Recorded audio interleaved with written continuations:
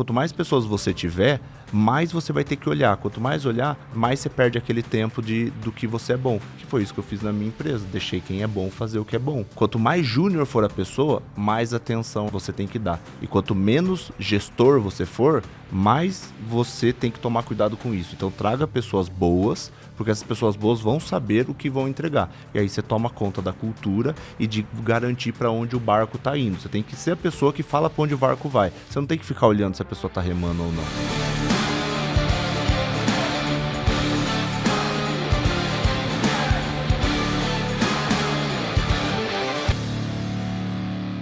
Estamos começando mais um episódio do podcast A Sociedade Digital. Eu sou Fred Petrucci, estou aqui com Rodrigo Vinhas, Lucas Puerto e hoje nós estamos com o nosso convidado aqui, Marcelo Pinazza, especialista em gestão de agências de lançamento. Já teve 4 empresas, vendeu essas 4 empresas e hoje tem 3 empresas, todas no ramo de marketing digital. Você vai contar aqui pra gente um pouquinho. Então, seja bem-vindo, Marcelo Pinazza. Obrigado pelo convite. Estou muito feliz de estar aqui. Bom, um detalhe importante aqui que não foi revelado é que o Marcelo é sócio do Fred e essa foi mais uma parceria que nasceu na Craft. É isso mesmo. Nosso mastermind. E o Marcelo tem uma agência de lançamento que também foi uma sociedade que foi constituída na Craft. Que, inclusive, o Will, que é o sócio do Marcelão aqui, já deu uma entrevista aqui. Vamos deixar o link aqui para a entrevista do Will. Ele fez um podcast falando sobre o crescimento da agência e da Órbica. E ele contou que um dos grandes fatores para o crescimento da Órbica, que bateu 8 dígitos esse ano, né, teve um crescimento rápido, foi trazer implementação da gestão. Implementação da gestão, trazendo um sócio focado nisso para ele poder focar na parte de lançamento, na parte de copy, na parte de criação dos lançamentos, que cada vez mais vai tomando o tempo do estrategista. Então, Marcelo Pinazza, nós estamos aqui hoje para falar sobre gestão em agências de lançamento. Qual que é a importância desse negócio? E eu tenho uma informação muito importante aqui, que você principalmente entrou nesse mercado de gestão porque você contraiu uma dívida milionária. É isso? Conta pra gente essa história. Na verdade, quase milionária, né? 840 mil, mas já é o suficiente para tomar banho chorando. Marcelo, eu não consigo imaginar um cara de 1,90 m, 2 metros, não sei quanto você tem de altura, tomando banho chorando. Mas rola, né? Mas rola. Imagina dever 840 mil. Não era na pessoa física, né? Era na empresa, mas resumindo... Mas o telefone que toca é na física. Mas resumindo, o que aconteceu foi... A gente eu e mais 2 sócios, a gente tinha uma empresa de produção de eventos e de marketing, mas mais marketing de guerrilha, promoção, essas coisas. E a gente fechou um projeto muito grande com a Ambev para fazer a distribuição no interior de São Paulo e norte do Paraná, de bebida, fazer ativação de eventos. Só que como era 3 moleques, a Ambev não confiou na gente para fazer a gestão e colocou uma empresa no meio para fazer essa gestão. E daí o que aconteceu? Essa empresa deu calote na gente e na Ambev, porque eles recebiam o dinheiro e passava para a gente. E aí o que aconteceu? A gente já ficou sem receber, porque a empresa cresceu para caramba para atender tudo.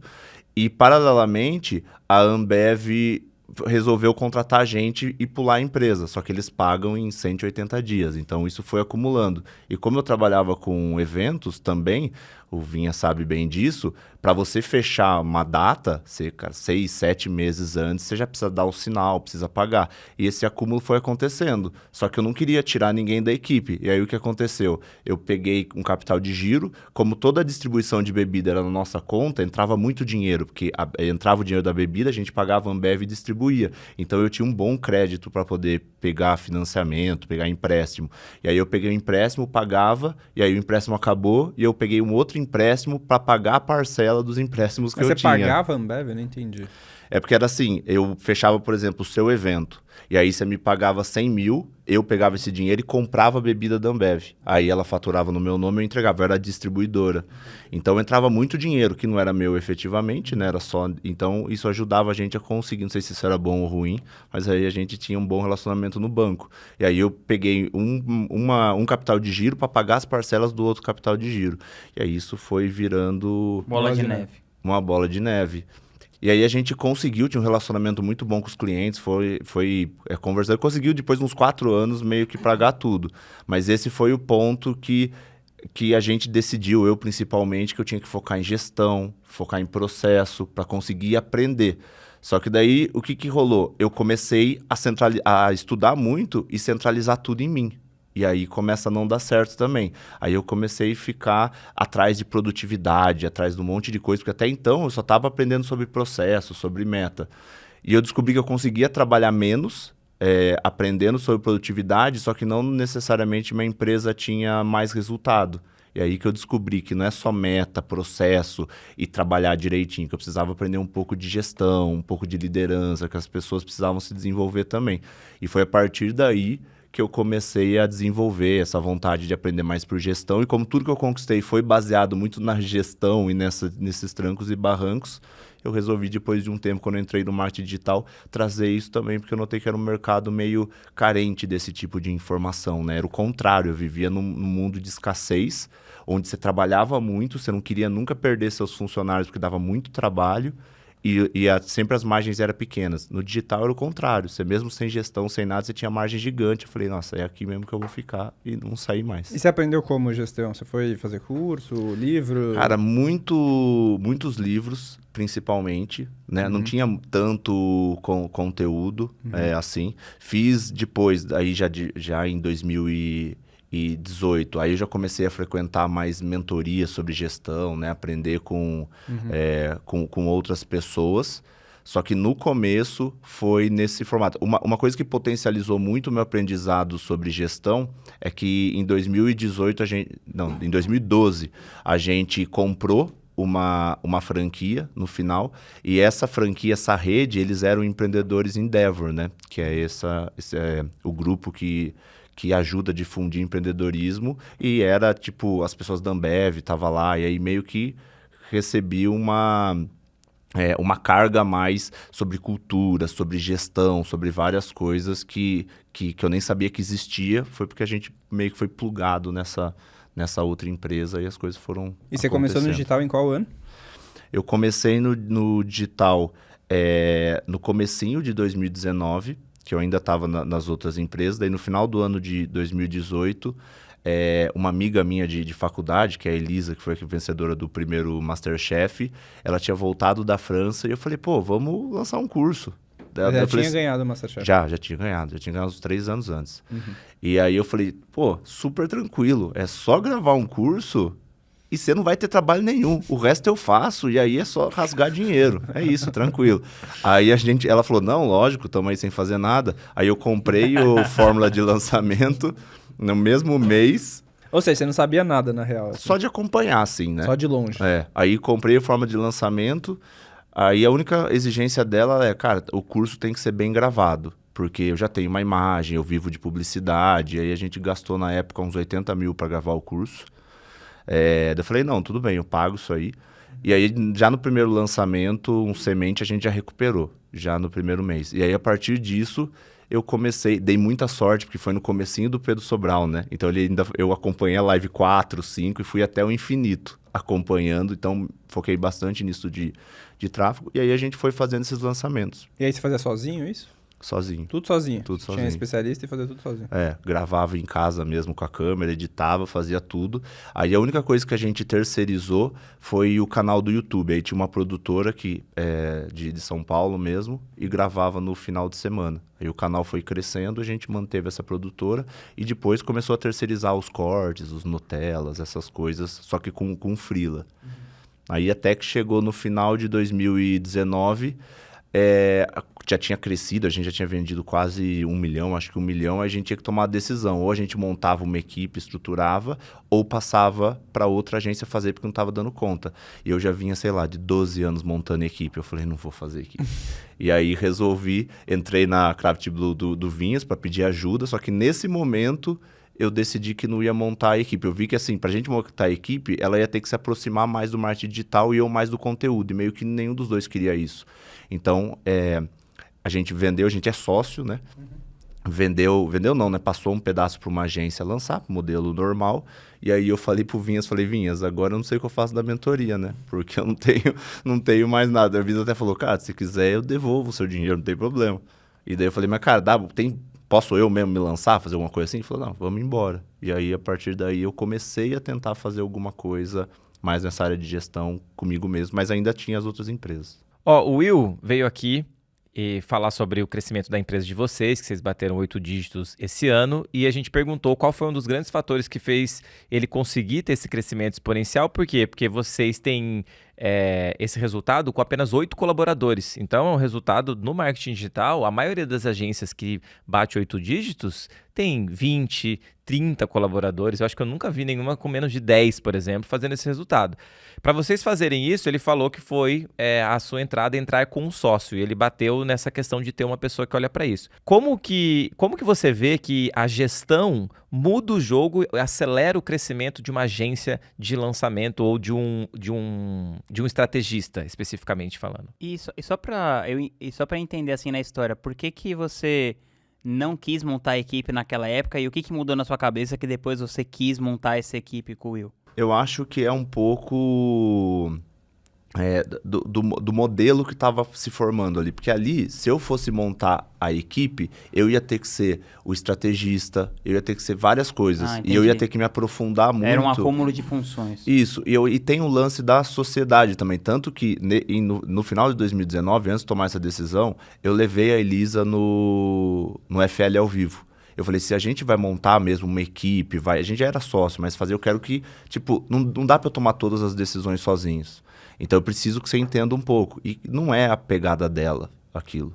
Né? Ah, entendi. Então foi meio que uma junção Tinha a ver disso. com ela também. Também, mas mais que assim, muito provavelmente eu teria que fazer muito mais do que o Will faz. E menos entendi. Gestão, entendeu? Entendi. Porque precisa ter essa pessoa. É mais você entender qual que é a sua raia ali, que Isso. você ia ter que andar numa raia que não era sua. E isso responde o que o Fred perguntou, que é exatamente o que você falou na palestra da Craft.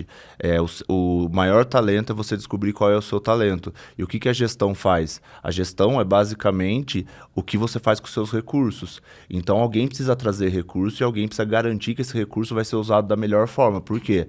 Porque a parte que traz o dinheiro, que traz o recurso, a cabeça pensante é do Will. O Will é muito bom no que ele faz. Então, logo que eu entrei, eu já identifiquei nisso. Falei, cara, ele preciso dar insumos para esse cara voar. Ele já tem resultados bons antes de eu entrar. A hora que ele puder só fazer isso que ele faz, cara, ninguém segura. Por isso que a gente aumentou 4 vezes. Por quê? Porque aí eu ajudei, já trouxe um gestor de projeto, comecei a organizar algumas coisas, fazer o one-on-one, comecei a deixar ele perder menos tempo com coisas que ele não precisava perder tempo. O one-on-one que você quer dizer é que você passou a fazer a gestão da galera que trabalhava com ele e tirou isso dele ter que fazer. Isso. Aí ele ficou muito mais focado nessa parte de qualidade, que eu não tenho capacidade. Tipo, eu vejo que uma página é bonita ou não, mas só depois de entrar que eu descobri que o design vai muito além disso. Não é só a página bonita, tem até onde o cara vai bater o olho, que tem um monte de coisa. E ele consegue fazer isso. Então eu tirei toda aquela parte de se a pessoa tá fazendo, não tá fazendo, se ela tá treinada, se ela tá feliz, se ela não tá. Então o one-on-one que eu digo é essas conversas com a equipe. O one-on-one é uma reunião frequente que você tem com uma pessoa, então por isso chama one-on-one, tipo eu e o Marcelo, toda semana a gente se encontra, e aí... E tem que fazer isso com todo mundo de toda a empresa? O ideal é que o gestor faça sempre com o liderado. E aí o que acontece? Quanto mais maduro for o liderado, menos você precisa fazer. Quanto menos maduro, mais você precisa fazer, né? Então vai ser uma reunião que vocês vão, por exemplo, ver o que tá travando, né? Então, sei lá, o Marcelo, vamos dizer que a gente estivesse fazendo aqui, puta, isso aqui tá me travando, isso aqui eu não sei por onde ir. Então tem uma mentoria ali, tem um guidance ali da onde... qual que é o Como melhor que você caminho faz pra na tomar. nossa empresa? Aqueles, tipo, mal perdido. As perguntas que é melhor você não fazer, não. Não, pode eu acho legal, Ele pô. não sabe mesmo. Eu não sei mesmo. Eu faço Eu sou tipo o Will, vai. como eu acabei de falar, dependendo da senioridade eu faço menos. Então, gente mais sênior eu acabo fazendo menos vezes, sei lá, uma vez por mês. E tem outras que eu faço com mais frequência. Então, uma vez por Já semana. vê que minha senioridade é baixa, ele faz várias comigo. Não, mas aí não é o one-on-one. Não, o one-on-one... Tá falando muito... Já vê que minha senioridade tá no chão. Não, tem diferença do one-on-one para reuniões normais, né? Então, vamos fazer uma reunião para falar de um novo lançamento, um novo produto. Isso é uma coisa. O one-on-one é uma reunião específica com um horário marcado que você vai tentar ajudar a pessoa a destravar alguma coisa. É tipo uma reunião reunião estruturada, tipo de feedback, não sei. Deixa eu te explicar que fica mais fácil. Tem várias formas, né? Por isso que tem a ver com a senioridade. Quanto menos senioridade você tiver, mais você faz o one-on-one querendo ajustar a rota. Então, você fez isso, não fez. À medida que vai passando o tempo, você pode fazer o one-on-one focada em criar intimidade, líder liderado. Você pode fazer um para falar sobre plano de carreira. Você pode usar o one-on-one para, às vezes, corrigir, para dar feedback positivo ou negativo, para falar da vida da pessoa. Então, porque o grande segredo de você conseguir criar uma empresa enxuta e que tem bastante resultado é o como você consegue envolver essas pessoas para que eles consigam buscar esse resultado, né? As pessoas que trabalham com você. E o segredo do one-on-one para isso é que você conhecendo a pessoa, você consegue em algum momento linkar o que essa pessoa quer com os resultados da empresa. Então, por exemplo, se o sonho dessa pessoa é ser líder de algumas pessoas e você consegue que as metas dela leve a isso, é o momento que você linkou o desejo pessoal dessa pessoa com o resultado da empresa. É aí que o negócio estoura. Ah, que legal. Porque na nossa empresa, por exemplo, eu vejo isso. Se eu tenho... Não tem esse lado, assim, né? Nós falando do Will, tipo, de fazer a página e tal. Eu fico mais focado na coisa da visão, né? Pra onde a gente tá indo. E aí o Lucas faz mais esse lance, assim. Mas eu acho interessante, assim, saber até como funciona um pouco. Você quer explicar alguma coisa? Não, é que eu ia falar o seguinte. Quando a gente vai Explica trabalhar aí, Fred. gestão, né? Que é um assunto super legal, o que está acontecendo? As agências agora, elas estão parando de ser urgência e estão começando a mudar para o modelo de agência. E quando eu falo agência ou urgência, não significa quantas pessoas estão trabalhando. Significa quem é que carrega o piano. Então, quando você pega uma agência que tem 10 colaboradores, mas todos os grandes processos estão sempre nas costas do estrategista, a partir do momento que acontece alguma coisa com ele, ou ele não tem tempo, ou ele sai para ir para um treinamento, ou ele está fazendo uma outra coisa, aquele processo trava. E trava completamente. Existem processos... Que o estrategista é o gargalo. Isso Ele rola é o gargalo, rola muito. O que acontece? Ele tem pessoas abaixo dele que são operacionais, que a gente chama de tarefeiro, só que a pessoa não consegue tomar decisão, não tem capacidade de tomar decisão muitas vezes, ou ele não foi treinado para tomar decisões. Mas a maioria das vezes a responsabilidade é do próprio estrategista que não deu autonomia para essas pessoas, Isso, né? só que dar autonomia é um processo de gestão. Então, às vezes, primeiro, você tem que contratar a pessoa certa. 90% dos problemas ou das soluções de uma empresa é pessoas. Então, você contratou a pessoa errada... É isso que o Rafa Leite falou no outro podcast, né? Foi isso que ele comentou. Ele falou, cara, a primeira Falou coisa que eu saquei... que a coisa que mudou o faturamento dele de 3 para 17 milhões foi contratar as pessoas certas. Ele fez duas coisas legais. A primeira, ele falou, eu entendi que eu não vou jogar esse jogo sozinho. Preciso trazer pessoas boas. E ele não gastou energia para aprender tráfego. Então, ele nem sabe apertar o botão. Então, que isso força ele quando... Eu sou Tim, não sei apertar o botão também. Não sei apertar o botão. Mas isso é bom no sentido de que, se dá problema, ele não vai cair no erro de parar de nadar na raia dele para ir lá resolver o problema do outro. Não, ele vai resolver o problema de vez. Coloca uma pessoa lá que consiga resolver. E aí isso parece que no começo você vai andar mais devagar, talvez, com o seu negócio.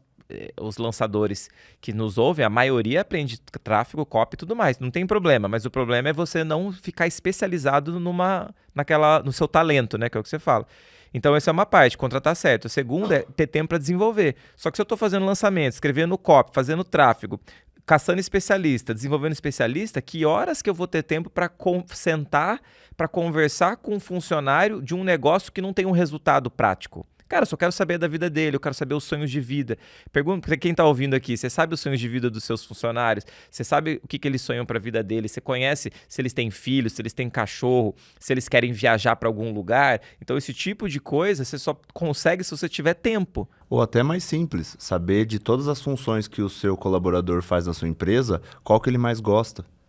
Às vezes você tem um puta designer lá que está implementando página que nem louco e, na verdade, ele gosta de fazer identidade visual. Só que, tipo, ninguém conversou com ele. Então, ele tá lá fazendo um negócio que por R$500 uma pessoa implementaria a página.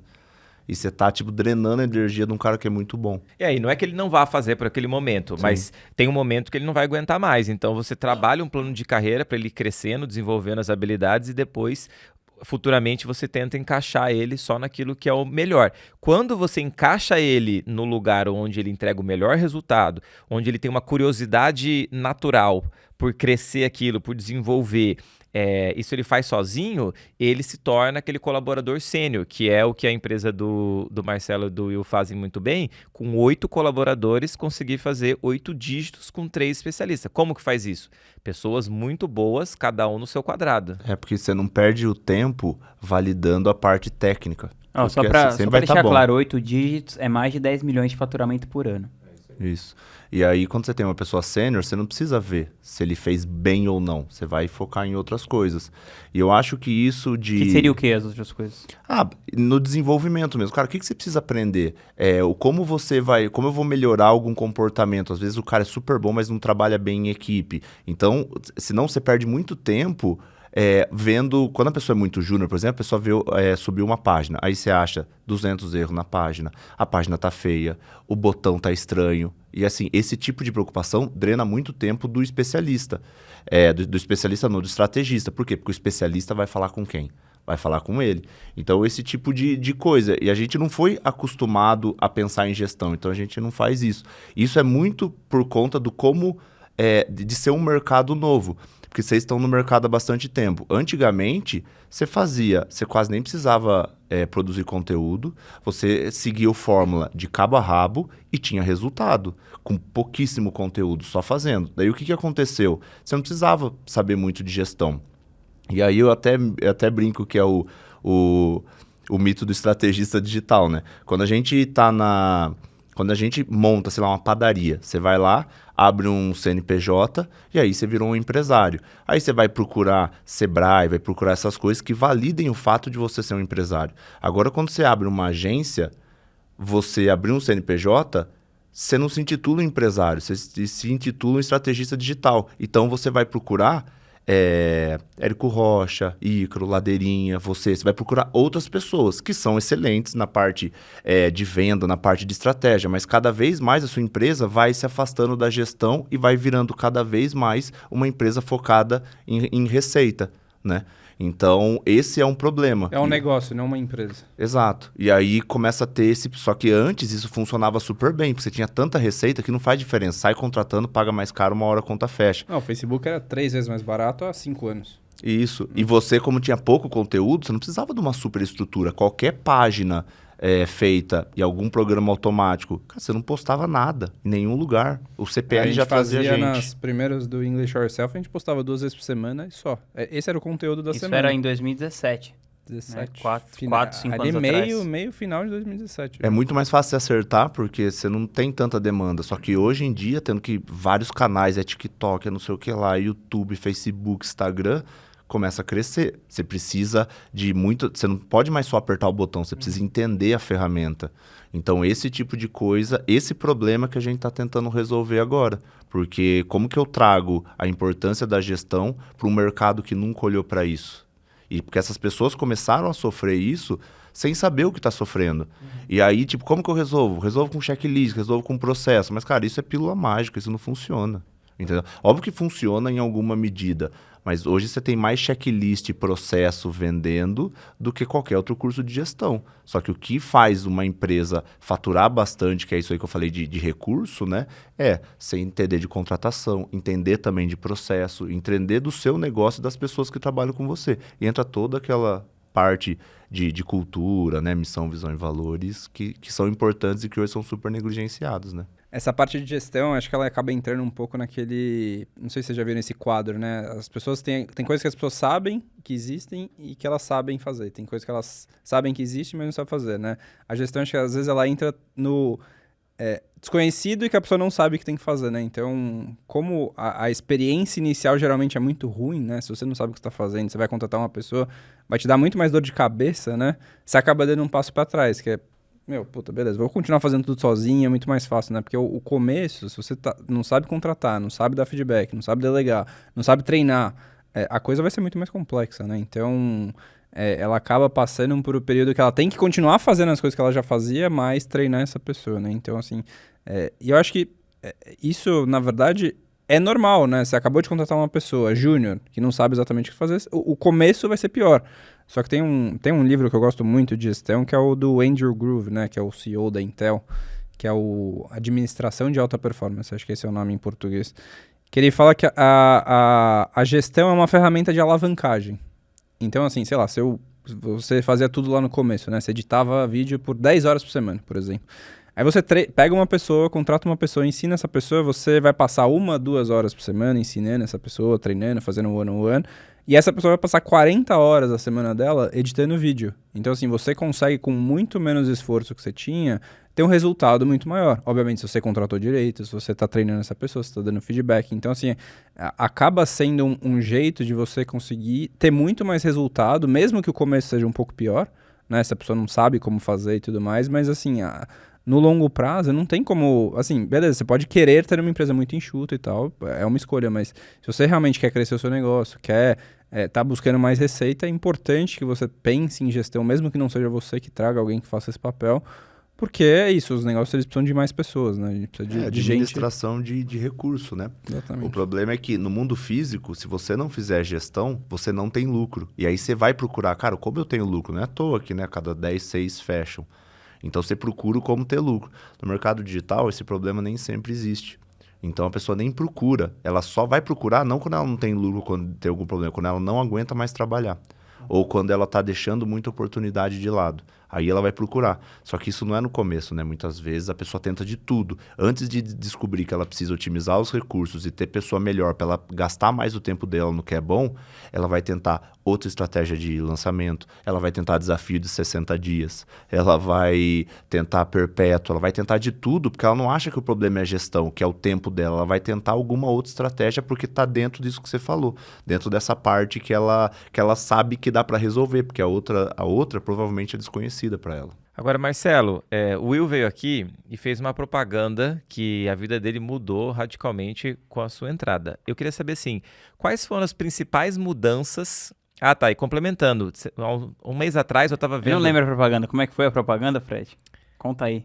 Poxa, eu não lembro exatamente o que ele falou. Assim, eu só lembro dele falando, mas ele falou muito bem, só que é o seguinte, há um mês atrás eu vi uma série de postagens do Will que começava assim... Os stories, né? Dos stories. Hoje é dia de CPL 3 e eu fiquei na academia fazendo minhas coisas pessoais até as 2 horas da tarde e meu celular não tocou nenhuma vez. Aí falou, num dia normal, há um ano atrás, se eu estivesse fazendo isso, eu não estava na academia e meu celular não ia parar. E aí ele falou, e às 2 da tarde, quando eu entrei para olhar o que estava acontecendo, todos os grupos estavam funcionando bem, o agendamento da live estava tudo certinho, e é só às 6 horas da tarde que eu sentei para realmente fazer alguma coisa daquele CPL 3. E aí ele falou, essa é a minha vitória, depois de um ano fazendo toda essa mudança, eu hoje consigo ter uma equipe que toca o operacional sozinho e ele só desenha as estratégias do lançamento. Isso era a vitória dele. Então eu fiquei curioso para saber quais são, se você puder falar assim, para uma pessoa que está crescendo uma agência, né? Quais são os principais fatores que você acertou ali, que você mexeu nessa agência para ajudar o estrategista a realmente usar todo o potencial dele lá para explodir os lançamentos e crescer a agência? Essa hora que eu falo, se você quiser isso, arrasta pra cima? Não. É que assim, tem a realidade da minha agência e tem a realidade mais comum, porque qual que é a diferença nesse caso da minha agência? É isso que você falou da senioridade. Tá? Então a senioridade ajuda bastante, porque você só precisa encaixar algumas coisas. No início, eu não tive tanto esse problema de contratação. Então o que eu fiz? Daí depois eu vou falar o que eu acho para as outras agências. Né? Então eu entrei na agência e a primeira coisa que eu identifiquei a galera trabalhava que nem louco. Tipo, final de semana, não tinha... Só que assim, não precisava ser daquele jeito, porque não tinha tanto lançamento assim. Era mais porque alguém lembrava do que tinha que fazer, e eu já identifiquei que era um problema de processo. Só que aquilo lá, eu podia sentar e resolver todos os processos, só que daí eu não ia ter tempo para fazer gestão, para organizar outras coisas. Então o que eu fiz? Mantendo isso que eu acredito muito, de trazer pessoas com senioridade, porque o que eu faço? Eu trago uma pessoa sênior, essa pessoa organiza todos os processos, arruma a casa, e aí eu tenho uma decisão. Ou eu mantenho essa pessoa, se por acaso não fazer sentido essa pessoa, porque ela é muito sênior para o meu negócio, eu consigo colocar uma outra pessoa mais barata, com menos senioridade, mas com todo o processo organizado. Então, a primeira coisa que eu fiz foi trazer o melhor gestor de projetos que eu conhecia, né? Que já era um amigo meu, que já tinha feito outros projetos comigo. Então, eu trouxe ele, no início, eu trouxe ele como um consultor. Falei, cara, 2 meses, organiza tudo, monta os processos, faz tudo. E depois, no final, eu fiz uma proposta para ele ficar, né? E aí ele ficou, tá com a gente até hoje, então ele foi organizando toda essa parte. Aí, paralelamente... Achei que você ia falar, ele organizou tudo, eu mandei ele embora.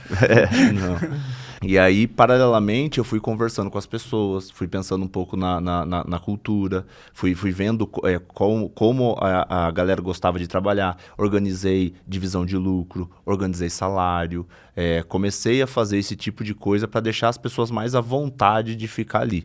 Então, esse foi o primeiro ponto, organizar processo. Depois, a gente começou a organizar a parte de meta, resultado. Então, o quanto entra, o quanto sai, né? Organizei a parte financeira também, porque quando eu entrei, estava caótica, assim, de emissão de nota, tudo. Só porque esse foi essa foi minha única exigência. Eu falei, cara, eu viro sócio, quero entrar, mas não vai ter nenhum problema financeiro. Então, tudo que tiver para trás, eu vou arrumar tudo. E ficou 450 mil essa brincadeira. Mas organizou tudo, porque vem com multa, com um monte de coisa. O Will já queria isso também. Ele já queria desde o começo, ele só não sabia fazer. Então, a gente organizou isso e foi basicamente, cara, processo e depois essa parte da gestão das pessoas mesmo, essa parte mais de RH. A gente instalou pesquisa de clima, colocou o one-on-one, esse tipo de coisa. Mas... para outras agências, se não tiver esse processo tanto de senioridade, o que eu acredito, né? No começo, estruturar os processos, porque sem isso as coisas não acontecem. Então, primeiro você estrutura o processo. Depois que você estruturar o processo, você precisa de pessoas boas para ir fazendo a manutenção disso. Aí você vai para a parte de contratação. Ajeitou a contratação, pô, maravilha. Agora você tem pessoas boas que executam esse processo. Só que vai chegar um momento que você quer mais. E essas pessoas, sem treinamento, não vão conseguir te entregar isso. Aí você vai para outra fase, que é uma fase mais de liderança. Então, liderança, plano de carreira, porque você não vai... Porque se for só a contratação, você queima muito dinheiro. Aí daqui a pouco você está pagando 30 mil para trazer alguma pessoa boa. Então, você paga o justo e começa a treinar essa pessoa em casa. E aí, quando você junta processo, contratação e liderança, treinamento, é aí que a coisa fica redonda. E é o que já é feito desde todo sempre com qualquer empresa de sucesso, né? A gente só demorou um pouco para replicar no digital.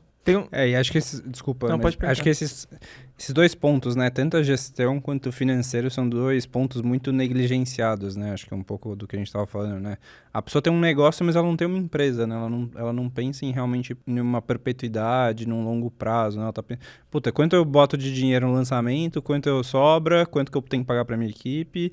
Pô, beleza, vai dar um lucro ali de não sei quanto pro meu bolso, então isso é suficiente, né? Mas não tá emitindo nota, contabilidade tá tudo errado, não tem um DRE, não sabe como é que tá o fluxo de caixa, porque é isso, né? O mercado ele tem uma margem tão alta, às vezes, né, de 60%, 70%, que mesmo você fazendo tudo errado, né, ainda sobra muito dinheiro. Então, isso é importante para quem tá pensando em construir um negócio a longo prazo, assim, especialmente, a minha visão no longo prazo as coisas vão ficar mais difíceis. Né? Já estão, né? Então, mas elas vão ficar mais difíceis ainda. O lead daqui a pouco vai estar mais caro, porque vai ter mais gente anunciando, mais verba que estava no offline está vindo para o online, porque você consegue segmentar, você consegue falar com a idade, você consegue falar com o bairro. Então, assim, você tem várias vantagens que quem não tem uma empresa efetivamente, né? Quem tem um negócio, que é geralmente dependente de uma única pessoa, vai sofrer muito lá na frente. Se você não pensar em esteira de produtos, em gestão, nessa parte financeira e contábil, né? Então, porque... É isso, se você tem um erro de contabilidade, você vai tomar uma puta multa lá na frente e você quebra a empresa, né? Se você não está preparado para isso acontecer... Você sai do jogo. Exatamente, é o risco de ruína, né? Então... E oportunidade também, né? Porque tem a parte excelente das margens ser altas. Então, chega uma hora que, cara, você tem às vezes capacidade para lançar uma outra pessoa. E não lança. Muitas vezes a gente conversa, né, às vezes com as pessoas e fala assim, cara, se você colocasse um e-book para rodar, quanto você acha que aumenta o seu faturamento? Uns 20 mil por mês. Isso entra limpo. Entra porque eu tenho a base já pronta. Então por que você não faz?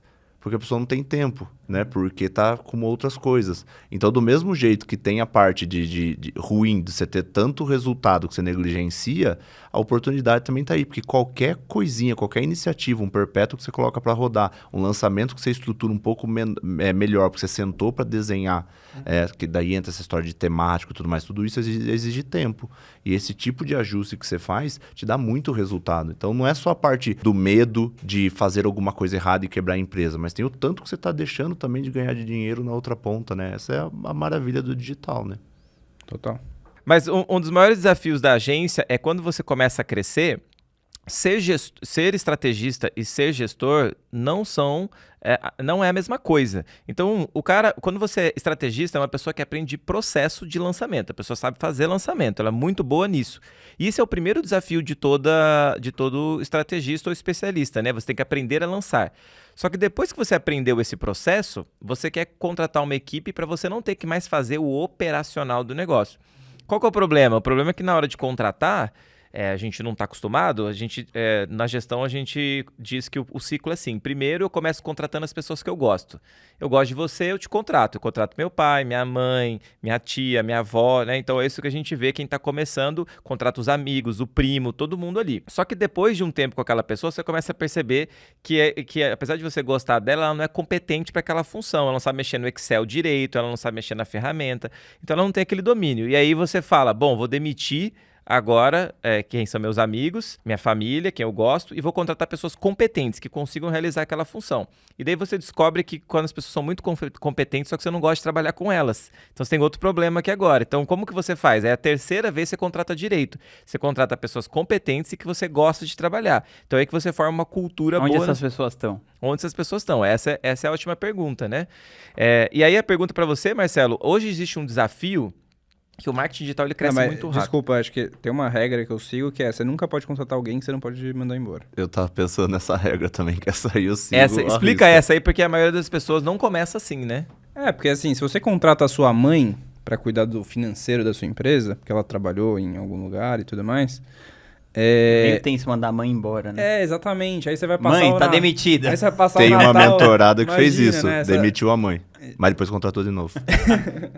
Então, aí é isso, a pessoa não pode mandar a pessoa embora, né? Porque aí vai trazer todas as outras ramificações na família, então assim... Agora que imagina assim, sua mãe vê o seu lançamento estourando, ela vai falar, filho, me empresta dinheiro pra eu comprar uma casa. Aí você fala, putz, mãe, não vai dar agora, ela... Tô sem dinheiro.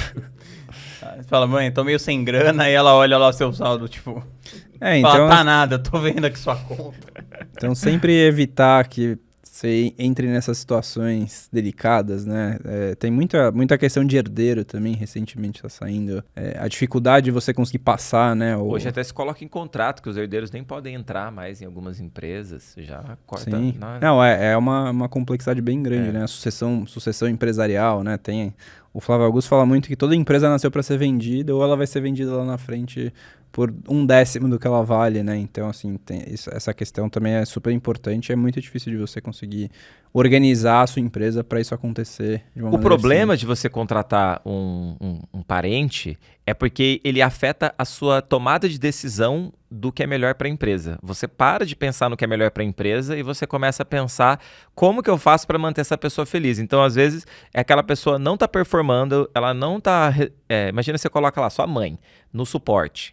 E aí você precisa avaliar NPS dos alunos, você precisa mexer em taxa de reembolso dos programas, vender mais, sei lá. E aí você fala para sua mãe, ela não sabe nem entrar no WhatsApp direito. E aí você faz o quê? Aí você começa deixa aquela pessoa lá e começa a trazer outras pessoas, só que as outras pessoas começam a crescer e sua mãe começa a perceber, ou sua mãe, sua irmã, tanto faz, que ela fica meio inútil naquele processo, que parece que ela é café com leite.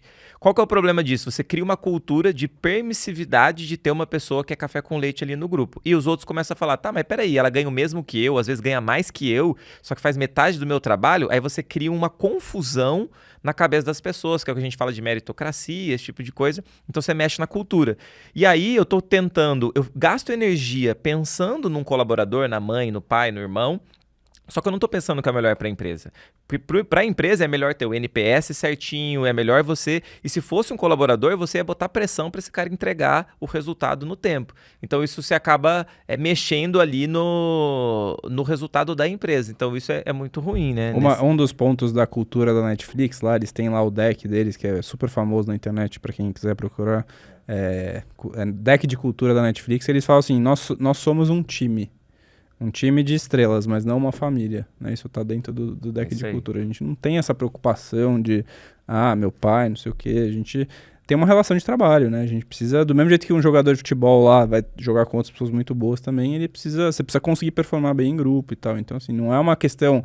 Porque família tem isso, né? Você é um amor que ele pode ser incondicional, né? A pessoa, nossa, cometeu um crime, puta, você vai continuar sendo sua família, né? Então, numa empresa, eles enxergam de uma maneira diferente. Agora, como demitir um familiar, um amigo muito querido? Esse é um desafio. Não contratar. Mas Isso, e se você... já contratou. E se você, por acaso, você tá trabalhando numa empresa e você fica amigo da pessoa depois? O que você faz? Não, acho que é diferente, né? Eu já tive que demitir a esposa do meu sócio. Caraca. Mas assim, foram momentos de muita tensão. Depois, eu já tive sócios que saíram também, já tivemos meio que demitir sócios, já fiz isso 3 vezes. Mas o problema não é nem demitir, porque chega uma hora que essa é a decisão óbvia. O problema é que antes da demissão, você gastou muita energia. Do tipo, de tentar mudar processo para ter adequação. Eu cheguei a mudar lideranças para eu ser líder da pessoa, para tentar resolver, porque eu era quem tinha mais skill de liderança naquele momento. Então, assim, foi coisa de 1 ano tentando resolver para chegar na decisão que todo mundo já sabia. Mas, assim, você não quer tomar essa decisão. Então, acontece isso que o Fred falou. Você começa a montar uma estrutura, que essa estrutura meio que é para deixar o café com leite.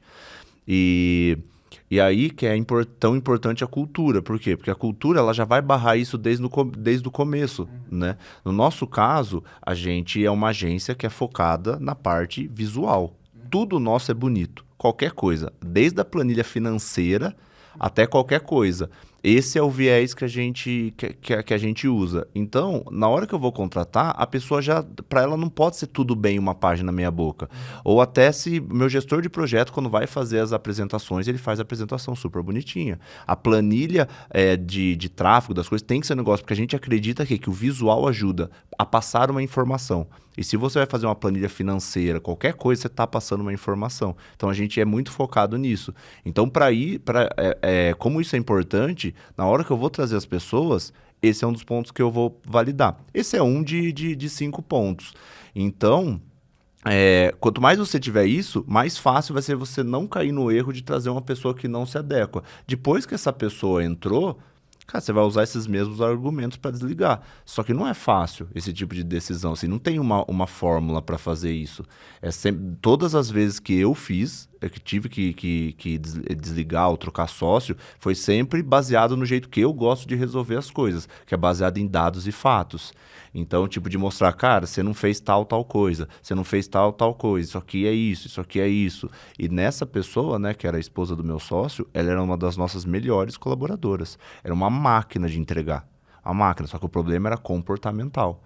Tava acabando com a cultura da minha empresa. Tava tipo, cara, se a pessoa faz, tá tudo bem fazer. E aí esse era o problema. E aí dificultou mais ainda, porque você fica tentando O sócio tava na empresa e ela era esposa dele. Esposa dele. Ela fazia, só que ela era muito boa para entregar, para fazer as coisas. O comportamental tava destruindo todo o resto. Aí é mais difícil ainda, porque você fica de todo jeito tentando resolver, porque a pessoa entrega resultado. Se não entrega resultado, é mais fácil. Cara, você não tá fazendo nada, né? Sai fora. Mas não era o caso. Então você fica tentando, você gasta muita energia. Então o melhor jeito é não contratar quem não possa demitir. E se você contrata uma pessoa que é muito próxima, porque ela é muito boa, quanto melhor você tiver desenhado o que você aceita e não aceita com essa parte cultural, cara, mais fácil você dar o fit, né? E aí resolve. E aí no one-on-one você também vai, né? O Vinhas falou, como que você faz? É isso, no one-on-one você vai...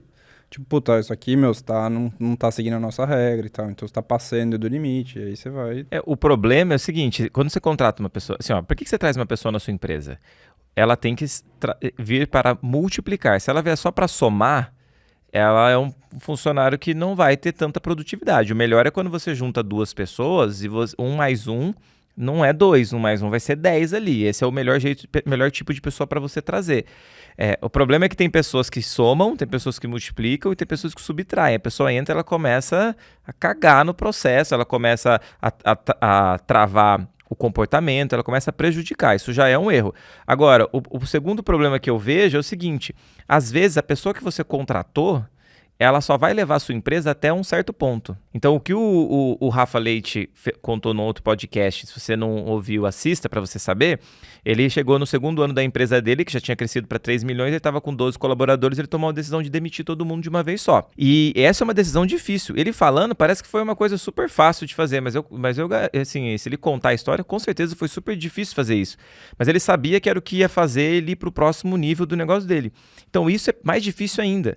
Quando você tem aquelas pessoas que estavam junto com você, que aceitaram vir por um salário mais baixo quando você não podia pagar, que viraram noite quando você não tinha processo, mas tinha que entregar, você prometeu e tinha que cumprir, e aquela pessoa veio com você, mas a sua empresa vai crescendo e chega num nível de complexidade de entrega que cada pessoa tem o seu nível máximo de potencial.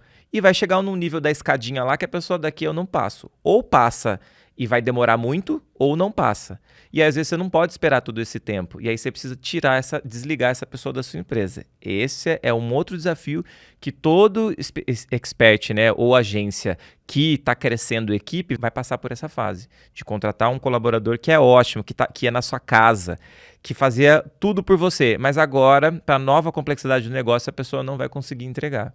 Esse é um outro desafio. Como que faz, senhor Lucas Puerto? Eu acho que assim, você vai no one-on-one, nos feedbacks, é você mostrando quais são as habilidades que essa pessoa precisa ter, né? E aí é aquela conversa do tipo assim, o que levou a gente até aqui não é o que vai levar a gente a dar o próximo passo, né? Entender, às vezes até a sua própria análise anterior foi ruim, né? No sentido de não ter visto onde ia chegar e ter entendido se isso batia com o perfil da outra pessoa. Então assim, isso vai acontecer numa empresa que cresce, né? A gente começou com 3 pessoas, foi para 60 e tal. É natural que você coloque pessoas não tão boas, principalmente porque a gente está aprendendo, né? Aquela coisa, está montando um avião enquanto ele está em queda. Mas é tentar trazer a clareza que a pessoa chegou até aqui, mas talvez ela não seja a pessoa certa para dar um próximo passo, para chegar no Alinhamento de expectativa é o mais fácil. Se for para ensinar, assim, pô, se quem tá assistindo tá com esse problema, o que você faz? Não vai demitir agora, porque se a pessoa for pega de surpresa, já tem alguma coisa errada, né? A pessoa acha que você vai chamar ela para uma promoção e você avisa que vai ser demitido. E aí o que você faz? Cara, você faz simplesmente uma lista de tudo que essa pessoa tem que entregar e uma lista de tudo que você precisa que essa pessoa saiba, desde a parte técnica até comportamental, trabalho em equipe, essas coisas. E aí você vai acompanhando junto com ela essa lista. Então você faz esse one-on-one uma semana, isso, você entrega, não entrega, não entrega. Você está desenhando um mapa para essa pessoa. E aí você está tentando ajudar ela a desenvolver. Aí você faz de novo. Vai chegar um momento que é a conclusão óbvia. Você tem 15 itens numa folha, né, num Excel, que tem tanto a parte de entrega mesmo, subir anúncios, fazer não sei o quê, e a parte comportamental, trabalho em equipe, organização, e aí fica óbvio, fala, tá vendo, tentei e, cara, não encaixa. E você tem que sempre, tipo, é ruim, né, eu já tive que desligar muita gente, né, em todo esse tempo.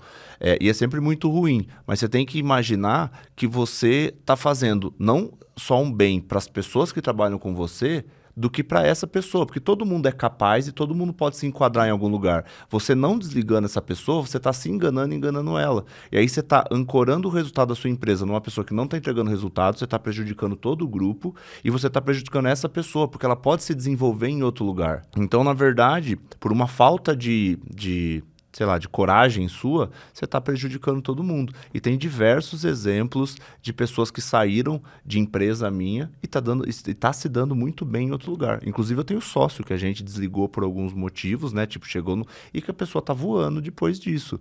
Então, assim, a gente tá prejudicando muito mais do que ajudando, achando, não, eu vou resolver, mas na verdade, você tá sendo covarde e tá prejudicando todo mundo, né? Então, Marcelão, agora conta aqui pra gente, quais são os principais erros, se você pudesse falar 3 erros que as pessoas mais cometem na gestão de agências de lançamento e como evitar, né? Se você puder dar a solução, quais seriam? O Lucas até pode contribuir, vai. Eu tenho uma, já que você vai pensando aí. Acho que tem uma pesquisa, não sei se vocês sabem esse número, mas que a maioria das pessoas elas são demitidas por questões comportamentais. Então, assim, quanto antes você entender que não adianta a pessoa ser inteligente ou se ela não tiver as características relacionadas, vai ser muito mais difícil essa pessoa dar certo nas funções. Então, eu vou dar um exemplo mais pragmático, né? Então, vamos dizer, o gestor de tráfego é uma pessoa que precisa lidar muito com planilha, com muito número, com otimização, com verba. Você é uma pessoa muito detalhista, né? Porque se você erra lá 10 mil e bota 100 mil reais por dia, você vai gastar 100 mil reais, às vezes, que você não podia gastar, né? Isso já aconteceu com a gente, enfim, mas é uma coisa que foi evoluindo. Então, assim, é uma pessoa que precisa não, mas que geralmente vai dar muito mais certo se ela tiver um perfil mais analítico. Então, se você contrata uma pessoa que é mais informal, né, que seria a pessoa contrária, né, uma pessoa muito criativa, uma pessoa que não é tão detalhista, muito dificilmente essa pessoa vai dar certo. E aí você contrata uma pessoa legal e tal, mas aí ela vai começar, ela posta o negócio errado, ela coloca a verba errada, ela sobe o anúncio errado. Você fala, pô, tô dando feedback, tô tentando, mas tipo assim, não é o natural dela, né? Então, quanto mais você força nisso, eu acredito que você precisa entender isso antes, né? Então, quando você começa a entender isso antes, isso ajuda muito na contratação, ajuda muito no desenvolvimento, ajuda muito no processo como um todo. Então, para mim, esse seria uma questão assim que eu acho que é bem importante para numa agência de lançamento e basicamente em qualquer empresa, né? Certeza. Então, o primeiro ponto que eu vejo que fazem errado, que é meio polêmico assim, é achar que a pessoa sozinha vai conseguir. Eu não acredito que uma empresa cresce tendo apenas um dono, um sócio. Sempre tem alguém que precisa olhar para a parte de fora e outra para olhar para a parte de dentro, que é o que o Flávio Augusto fala muito, né? Tanto que nas franquias dele é obrigado você ter um sócio gestor, né? Administrador e um sócio vendedor. Justamente por causa disso, alguém tem que olhar para a parte de dentro. E aí a gente cria uma aberração no marketing digital, que é aquele gerente de lançamento, que é basicamente uma pessoa abaixo de você para organizar toda a equipe. E por que isso é uma aberração? Porque das duas, uma. Ou essa pessoa não vai ter competência e vai acabar com a sua equipe, ou essa pessoa vai ser muito competente, em algum momento ela vai sair. Por quê? Porque ela pegou toda a habilidade, por que ela não vai montar um negócio dela? E aí o que acontece? Essa pessoa sair, você perde toda a conexão com a equipe. Então, você não precisa ter um sócio agora, mas em algum momento você precisa ter um sócio que vai cuidar da gestão. Eu acho que esse é o primeiro ponto, né, importante para já ficar na cabeça. O segundo é não negligenciar alinhamento de expectativa. Porque tudo na empresa com as pessoas é alinhamento de expectativa. O que você quer, o que você vai fazer, até onde você pode chegar aqui. E no marketing digital não tem essas conversas. Do tipo, as pessoas não sabem responder o que a pessoa que você contratou está lá para fazer. Sei lá, ela é copy, o que ela faz? Mas a pessoa sabe, esse alinhamento tem que ter, porque na hora que você for ter conversas difíceis, a pessoa já tem que saber. Então, essa parte do alinhamento de expectativa é muito importante. E o terceiro ponto de erro aí, né, para finalizar, é achar que processo ou checklist resolve tudo, porque ele te leva até um certo ponto. Mas chega uma hora que quem que executa os processos são as pessoas. Você pode ter o melhor processo do mundo. Eu posso dar o meu processo para qualquer pessoa, mas assim, não é isso que vai fazer a coisa acontecer ou não, né? E aí, se eu puder dar uma quarta bônus aí, achar que quantidade vai ganhar de qualidade. Então, você começa, aí você tem um estagiário, para olhar o estagiário que gerencia o grupo de estagiário. Então, assim, isso não dá certo, porque quanto mais pessoas você tiver, mais você vai ter que olhar. Quanto mais olhar, mais você perde aquele tempo do que você é bom, que foi isso que eu fiz na minha empresa. Deixei quem é bom fazer o que é bom. Então, quanto mais júnior for a pessoa, mais atenção você tem que dar. E quanto menos gestor você for, mais você tem que tomar cuidado com isso. Então, traga pessoas boas, porque essas pessoas boas vão saber o que vão entregar. E aí você toma conta da cultura e de garantir para onde o barco está indo. Você tem que ser a pessoa que fala para onde o barco vai. Você não tem que ficar olhando se a pessoa está remando ou não. E se for muito júnior, você vai passar o tempo inteiro vendo se está remando ou não está remando, entendeu? Grande Marcelão. Muito bom. Marcelo, queria agradecer sua presença, então, aqui no nosso podcast A Sociedade Digital. O pessoal, para te encontrar nas redes sociais e saber mais como implementar gestão na agência, como é que faz para te encontrar? É só procurar no Instagram lá, @marcelo.pinaza, Pinaza com 2Z. Maravilha. Então, eu sou Fred Petrucci, estou aqui com Rodrigo Vinhas e Lucas Puerto, Rodrigo_Vinhas, Lucas Puerto Faria e Fred Petrucci no Insta. Até o próximo episódio de A Sociedade Digital.